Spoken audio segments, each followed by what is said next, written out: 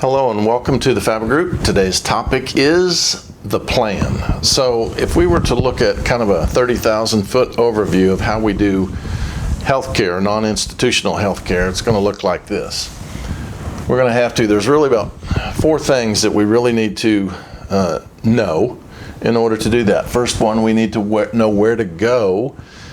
Facilities, doctors, all of that stuff, testing, blah, blah, blah. And we need to have somebody that can help guide us because it's going to be a little bit different than doing our traditional insurance model, okay? We're going to pay out of pocket for our small stuff. We're going to package. Package basically means we're going to buy the stuff that we want and need and get rid of the stuff that we don't necessarily want or need that we may be paying for in our current health insurance plan. And the last one is we're going to eliminate insurance as much as possible because we all know that within insurance, a lot of the money that goes in never goes out to pay benefits. So that being said, when you look at healthcare, we really break it down into two components, large medical needs and small medical needs. So what is the model, or how do we do our large medical needs? Most people are institutionalized into thinking that health insurance is the only way that we do large medical needs. That's the fear that's pushed upon us. Oh my gosh, you got to have health insurance because if you ever have something big, blah, blah, blah.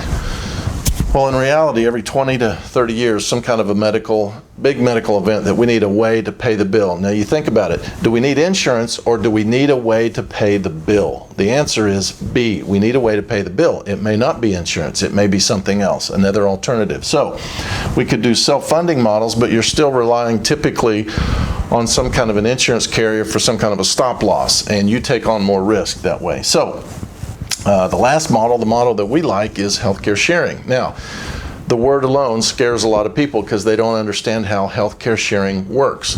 It's always the same question. What about the people that have blah, blah, blah, the big cancer, the big expenses?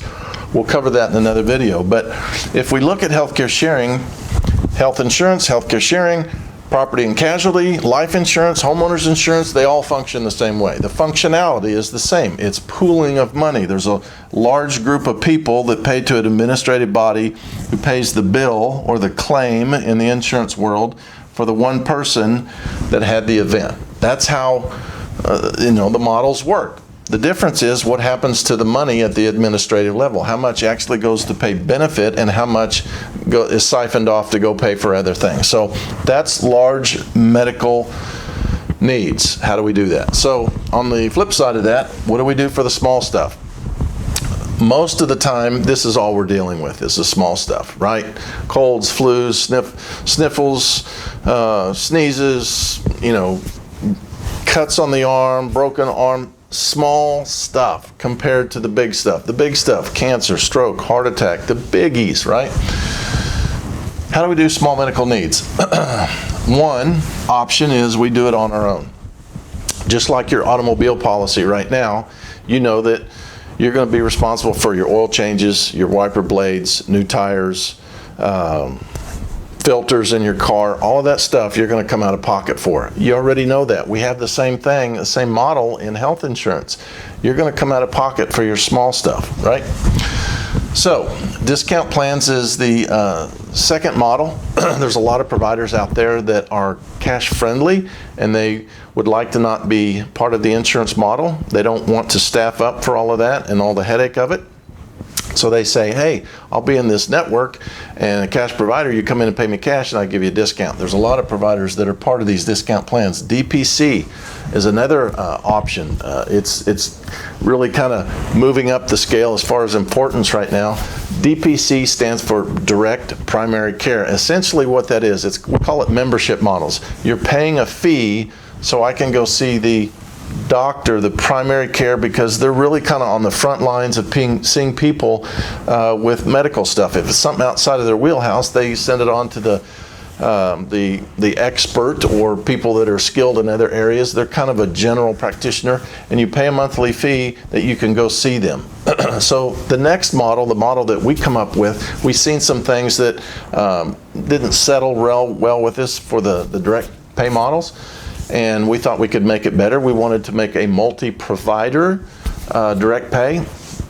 So we have doctor, dentist, chiropractor, massage therapist, naturopath, homeopath, opticians, pharmacy.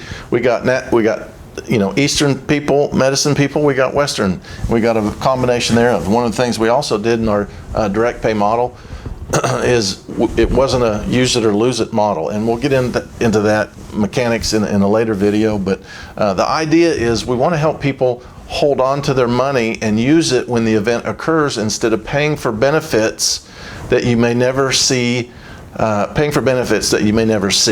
It's better to hold your money. That's the mentality. We want you to hold your money. It's your money. You keep it. When the event occurs, then we come out of pocket, and we'll show you how to do that. So when we look at really what are the components that we need in a complete healthcare plan, we need something for the large stuff, small stuff. We need life insurance, because sometimes death, we know that's coming. Disability, accident, probably more than anything. We need a critical illness plan for some of the biggies. If we want to use some of the money, it's advanced funds for critical illness, cancer, stroke, heart attack, and there's a long list of them. But let's say we want to do a non-traditional approach, but we're on health insurance. Where do we come up with the cash? Well, it's in our critical illness policy. We pull that money and we use that for non-traditional if that's something we want to do, or we get off the insurance model. If we can't get off the insurance model, the option is we got to have the cash somewhere available. And the last one is maybe some ancillary plans, maybe long-term care, maybe it's accident, emergency. There's several different plans that you may want to mix in there. And most of these plans are all fixed in price. So when you look at a healthcare plan, instead of, most people are experiencing this. The insurance just keeps going up, and where does it stop? Nobody knows, right?